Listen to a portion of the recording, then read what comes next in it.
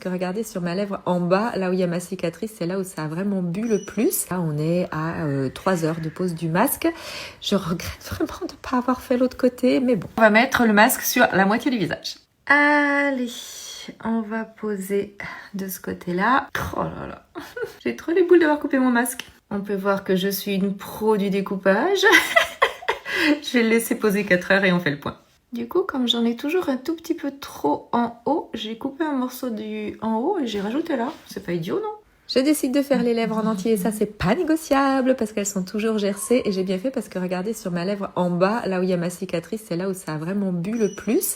Là, on est à peu près au bout d'1 heure et demie de pose du masque. Et là, on est à 3 heures de pose du masque. Je regrette vraiment de ne pas avoir fait l'autre côté, mais bon. Les 4 heures sont passées, je me rends compte que ma peau met plus de temps à absorber maintenant. Ça fait plusieurs semaines que je fais ce masque et je garde d'une semaine sur l'autre les bénéfices du masque précédent. On va retirer ce côté-là. Hop. Au niveau du contour de l'œil, normalement, moi j'ai le contour de l'œil qui est creusé et là vous voyez bien que ici il y est.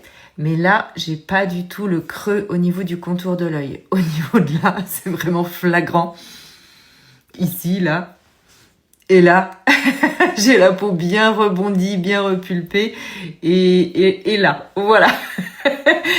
Avant, après, je crois que, voilà. Et regardez, même au niveau de mon regard, ici, là, ça a comme retendu, vous voyez, à ce niveau-là, par rapport à là, où j'ai l'œil qui est plus comme ça. Vous voyez, ça fait un peu ce petit côté-là, voilà.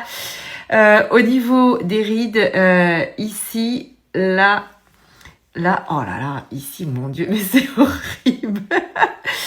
Voilà. Donc ici, là, j'ai la peau qui est bien repulpée, hein, et puis à l'autre côté, quoi. C'est clairement sans appel. Vraiment, ce masque, c'est juste une pépite.